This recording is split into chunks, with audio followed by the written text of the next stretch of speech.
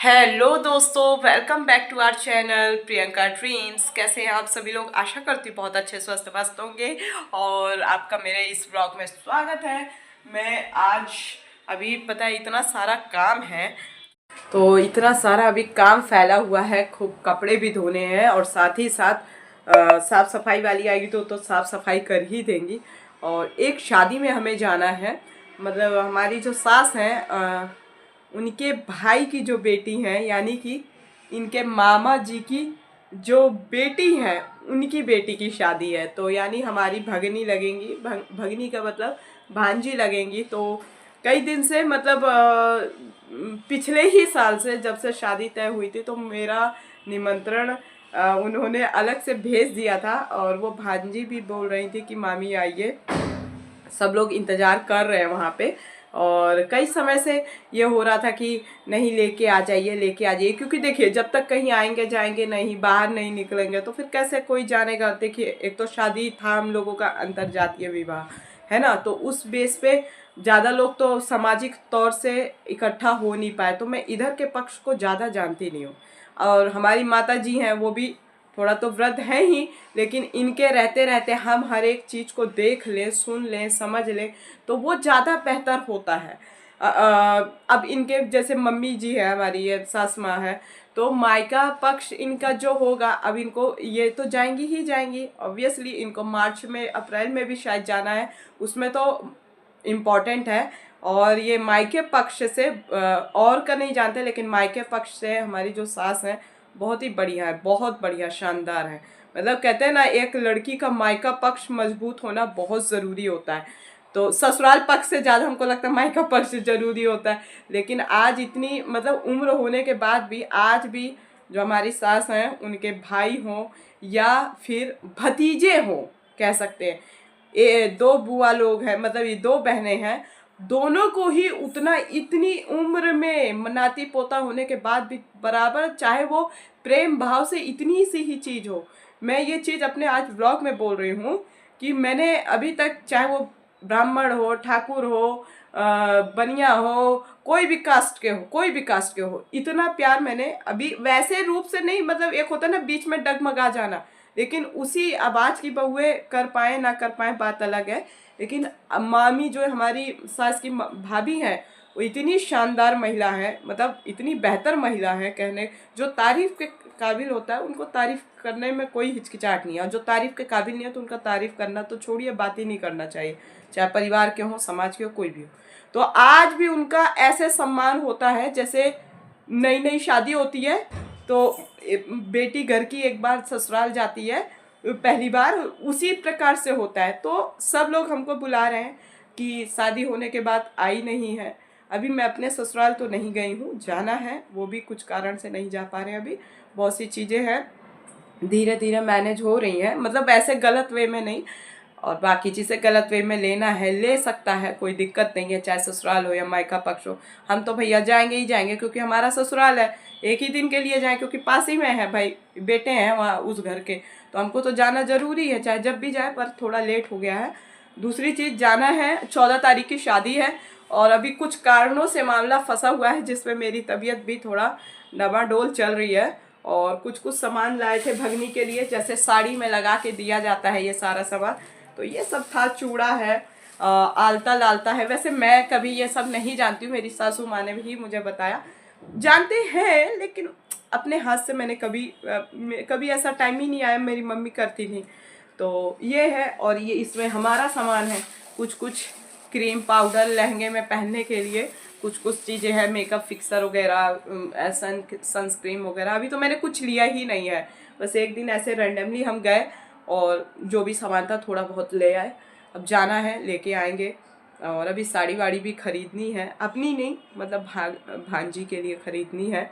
और अभी कुछ प्रॉब्लम्स हैं, यदि वो कल तक सही होती है तो ठीक है, हम लोग जाएंगे, तैयारी है।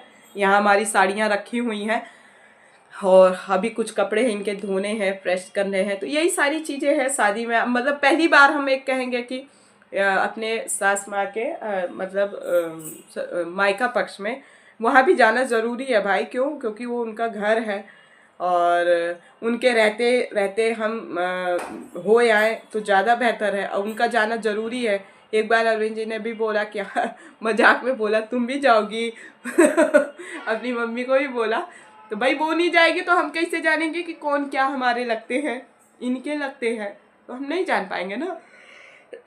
तो किसी एक बड़े का होना ज़रूरी है भाई, फिर बाद में अपना आते जाते रहेंगे। खैर मुझे अभी वीडियो के माध्यम से लोगों ने देखा है, ऐसा सामने से नहीं देखा, लेकिन सब खुश है। मुझे यही प्यार बस चाहिए, हमको किसी का चांदी सोना पैसा का भूख नहीं है, हमको बस प्यार से पूछ लो, बात कर लो और सच्चे मन से रिश्ता हमारा निभ जाए, बस। हमको और किसी भी रिश्ता, हमने शादी से पहले भी लालसा नहीं रखी, शादी के बाद भी हम ऑन प्रमाण ये बोल रहे हैं रिकॉर्ड में कि शादी के बाद भी कोई लालसा नहीं है। अगर लालसा है तो भाई हाँ, अपने परिवार, हमारा जो आगे परिवार बनेगा, बच्चे होंगे कभी जीवन में, तो वो और इनके लिए लालसा है, क्योंकि एक अब परिवार बन गया ना हम दोनों का, शादी हो गया है, सबका होता है भाई, वो केवल मेरे ही नहीं। तो अपने लिए इस जगह सोचेंगे, अपने पति के जीवन की पूंजी जो है उसमें अपना तो अधिकार हमारा है, ये है तो उस वहाँ अधिकार हमारा है, और चीज़ में तो नहीं है। तो बाकी ठीक है, ये रही अधिकार की बात। लोग सोचते ना लव मैरिज है तो ऐसा आजकल तो लव मैरिज से ज़्यादा अरेंज मैरिज वाली अपना अधिकार स्थापित किए हुए। लव मैरिज वाली कुछ नहीं करती, वो बेचारी चिल्ला के या गुस्सा होके रह जाती हैं अगर उनके साथ गलत होता है। लव मैरिज वाली इतना बुरा नहीं कर रही जितना अरेंज मैरिज वाली कर रही है अधिकतर। आज देख लीजिए, गांव हो शहर हो कोई भी हो, आप देखिए, आप खुद ही देखिए। अगर हम गलत कर रहे हैं तो कमेंट सेक्शन बॉक्स में लिख दीजिएगा कि प्रियंका आप यहाँ पे गलत हो, लेकिन तरीके के शब्दों का प्रयोग करिएगा, उल्टा मत बोलिएगा। और बाकी ये सामाजिक है, नियम नहीं कहेंगे, सामाजिक चीज़ें हैं। जहाँ लड़कियाँ सही हैं तो ससुराल पक्ष थोड़ा डमाडोल है, और जहाँ ससुराल पक्ष अच्छा वहाँ लड़की डमाडोल है। तो दोनों चीज़ें हैं, सामाजिक कुरीतियाँ, सामाजिक समस्याएं कब कैसे रुख ले तो वो अलग है। बाकी सोचिए, इतना ही सामान हमारा इतना कॉस्टली पड़ गया था, इतनी महंगाई है, सोचिए छुट-पुट सामान है, कोई सोना चांदी नहीं है, नॉर्मल सामान 3,500-4 हज़ार रुपया का पड़ गया। अभी मेरा कुछ हुआ नहीं है, जो कि चूड़ी उड़ी हमको लेनी है, बट एक ही साड़ी का चूड़ी लेना है, ज़्यादा नहीं। तो चलिए, ये इतनी थोड़ी सी बात हुई आप लोगों को, चलिए इतना तो देख ही लिए हैं आप लोग, कोई नहीं। वैसे यही सुहागन का जो भी सामान होता है, रुमाल है, शीशा है, कंघा है, चूड़ी है, ये सारी चीज़ें हैं। वैसे अरविंद जी का मन नहीं है ले जाने का मतलब कि जाने का, क्योंकि ये भी ज़्यादा भीड़ में वो नहीं रहते हैं ना हम रहते हैं, लेकिन मैं कह रही हूँ कि मुझे जाना है, अब जाना है। अब नहीं गई तो फिर मैं शायद नहीं जा पाऊँगी, और क्योंकि पढ़ाई के उससे अभी मेरा वकालत में एडमिशन भी हो रहा है। देखिए भगवान सब कुछ सही हो जाए तो सेटल हो जाएंगे बहुत जल्दी ही, जल्दी क्या, कुछ साल और लगेंगे, बस 1-2 साल। और वकालत करना बहुत ज़रूरी है, जैसे मेरी लाइफ चल रही है खतरों से घिरी हुई रहती है ना, तो एक नोटिस के लिए 4 से 5 हज़ार रुपये लग जाता है। वकील ऐसे वो कर देता है, सच्चाई ईमानदारी से केस नहीं लड़ते हैं। तो मुझे चाहिए, क्योंकि मेरे पास 4 से 5 केस, मैं खैर तब तक तो बहुत देर हो जाएगी। आज मैं वकील नहीं बनी हूँ, एडवोकेट नहीं हूँ, उसके बाद भी ये मुझे कर लेना चाहिए। लेकिन कह सकते हैं मेरा घमंड, एटीट्यूड, घमंड गलत सेंस में नहीं, कलेक्टर का घमंड था मेरे अंदर।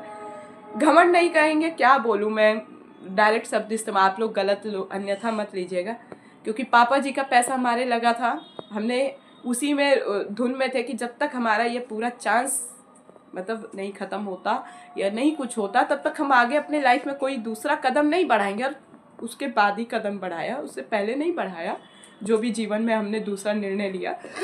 तो ये सारी चीज़ें थी। ये वकालत हमको हमारे चाचा जी ने भी बोला था कि बेटा तू कर लेना, क्योंकि कई लोगों को लक्षण दिखने लगे थे। मेरे पापा जी ने भी बोला कर लेना, लेकिन बहुत सी चीज़ें थी, बाधा आई, चाहे वो फाइनेंशियल हो, चाहे कुछ हो। भाई या तो आप कलेक्टर की पढ़ाई में 2-2.5 लाख रुपया, और महीने का खर्चा इतना होता था, वहाँ में इतने साल रही तो कहाँ से होता भाई। पिताजी जब तक किए तब तक किए, फिर मैं खुद भी कमाने लगी थी, बच्चों को घर में आके पढ़ाना, कोचिंग इंस्टीट्यूट में काम करना अपना, ये सारी चीज़ें रही हैं। और संघर्ष देखो, जब तक जीवन है संघर्ष करते रहना चाहिए हस्बैंड वाइफ दोनों को। कभी वाइफ को कुछ हो जाए तो हस्बैंड तत्पर रहे, कभी हस्बैंड को कुछ हो जाए तो वाइफ अपना घर से लेके बाहर तक तत्पर रहे। तो ये नहीं कि किसी एक के कंधे पे ही गाड़ी चले। और आज मैं कुछ भी नहीं कर रही हूँ तो एक एक चीज़ के लिए मैं आज भी सच बताऊँ, ऐसा नहीं है कि आदमी मेरे को नहीं दे सकते कर सकते, हकीकत बता रहे हैं दिल से। हमको एक एक चीज़ खर्च करने पे सोचना पड़ रहा है और पड़ता है, क्योंकि मेरा एक है थोड़ा है अंदर से खुददारी वाला, पर वो चीज़ अभी मैं सफल नहीं हो पा रही हूँ। मैं खुद स्वीकार रही हूँ उस चीज़ को। और यूट्यूब पे आप लोग मेरा सपोर्ट करिए, सही लोगों का सपोर्ट करिए। देखिए कुछ ऊट पटांग तो हम दिखा नहीं रहे हैं, कभी कॉमेडी कर देते हैं तो कभी कुछ कर देते हैं, लेकिन आप मेरे कंटेंट को सपोर्ट करिए, बस मैं यही कहूँगी। और प्यार दीजिए हमको कि मैं भी अपने चीज़ों को कहीं एक अच्छी दिशा दे पाऊँ। इसके साथ साथ और हमारी पढ़ाई साइड में चल रही है, बाकायदे पढ़ाई भरा जीवन है हम दोनों का ही। देखो ये भी अपना काम कर ही रहे हैं, आप देख सकते हो, मतलब कि अपना PDF वगैरह बना रहे हैं। कुछ कुछ चीज़ें बीच बीच में ना सामाजिक स्तर से जब प्रेशर आता है डमाडोल हो जाती हैं। आप चाहे जितना हिम्मत बांधो भाव, ये वही मैं सोच रही हूँ। मैंने जीवन में मैं 12 साल की थी तब से मैं अकेली हूँ, मतलब मम्मी पापा से अलग है।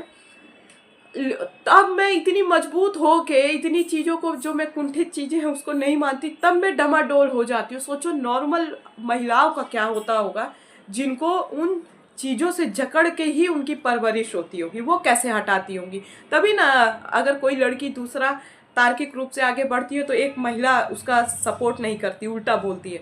तो उल्टा बोलने का कारण ही यही है कि परवरिश थोड़ा अंधविश्वास, कुरीतियों के और सामाजिक चोचले जो होते हैं उसमें बंद के होती है। फालतू की, जहाँ इज्जत की बात होती है वहाँ इज्जत नहीं होती।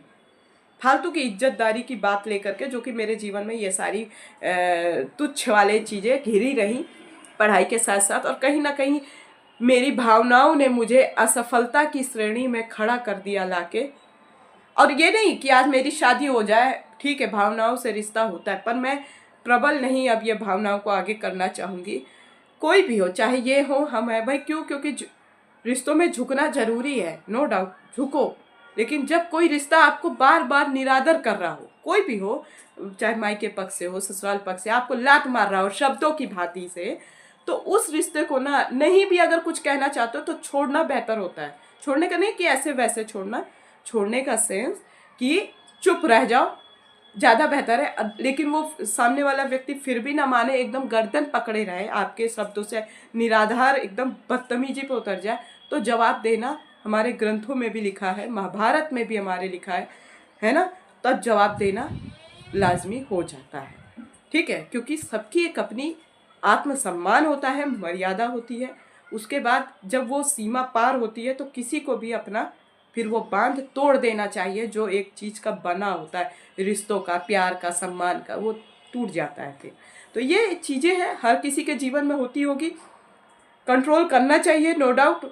और मुझसे होता भी है, मैं तो करती भी रही हूँ, लेकिन अब नहीं हो पाएगा। क्योंकि अब क्या होता है, अब सुन लो ना तो खून खौल जाती हैं चीज़ों में, कि यार जीवन भर यही सब सुनने के लिए थोड़ी ना बैठे हैं इंसान।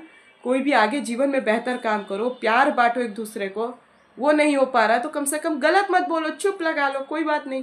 किसी को क्यों गलत बोलना, आप हम ही क्यों बोलेंगे? जब तक हमें कोई उल्टा नहीं बोलेगा तब तक हम क्यों बोलेंगे? हम कभी भी पहल नहीं करते जब तक हमारे साथ एक बार में तो हम कभी उत्तर देते ही नहीं है, यह हमारा नियम रहा है। कोई हमको अगर सामने से भी गाली दिया ना, कोई भी व्यक्ति जीवन में उल्टा बोला, तो हमने कभी एक बार में जवाब नहीं दिया, एक दो बार में हमको लगता है क्या हो गया, हमने कोई गलती कर दी क्या, ये हमारा प्रश्न रहता है। लेकिन देख रहे हैं कि वो व्यक्ति निराधार बदतमीजी की सीमा हमसे बार बार कर रहा है, ना हम बोल रहे हैं ना बात कर रहे हैं, तब हम फिर पारा हमारा हाई हो जाता है, तब फिर उसको जवाब देना एक वो हो जाता है। तो ये आज का हमारा ये वीडियो मैं अभी पोस्ट कर रही हूँ। तो हमें जाना है भगनी की शादी में, और कोशिश है, वैसे इनका डमाडोल चल रहा है, मेरी तबीयत थोड़ी सी वो है, एक काम है जो फंसा हुआ है, यदि वो कल तक आज तक हो गया तो ये तय है कि 14 तारीख को हम लोग सुबह सुबह निकल जाएंगे, सिर्फ एक रात के लिए जा रहे हैं। और अगर कोई देखेगा भी कहेंगे कि देखो यहाँ बता दी। तो हाँ भाई, एक रात के लिए जा रहे हैं क्योंकि मेरा एडमिशन हो रहा है, तो उस चीज़ में भी हमें माइंड फंसा हुआ है। 2 महीने 3 महीने बाद मेरा एग्ज़ाम है। आगरा यूनिवर्सिटी से मेरा वो हो रहा है, गवर्नमेंट यूनिवर्सिटी है, 1929-30 में बनी हुई यूनिवर्सिटी है, बेहतर यूनिवर्सिटी है। और कोशिश है कि मतलब जुलाई उलाई में एग्ज़ाम होगा। तो ये है कि अभी मतलब वो जो एग्ज़ाम वाले फॉर्म होते हैं ना, वो अभी भरना बाकी रह गया है। कुछ OTP आना है। मेरे पास 2 फ़ोन हैं, और दोनों फ़ोनों को मैं पकड़ती नहीं हूँ जल्दी, लेकिन काम करना ज़रूरी है, तो दोनों फ़ोन को जहाँ जा रही हूँ लेके जा रही हूँ, क्योंकि OTP का कुछ समय होता है। OTP तुरंत हमको बताना होगा नंबर, इसलिए हाथ में लिए बैठे हुए हैं, काम भी कर रहे हैं। तो आज हमको ढेर सारा काम है।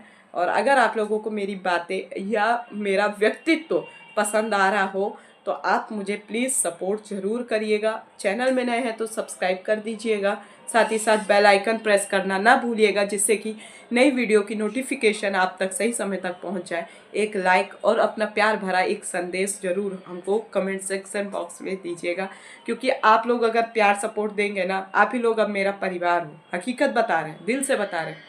मेरा कोई परिवार है नहीं, रिश्ते कहने को हैं, सब है।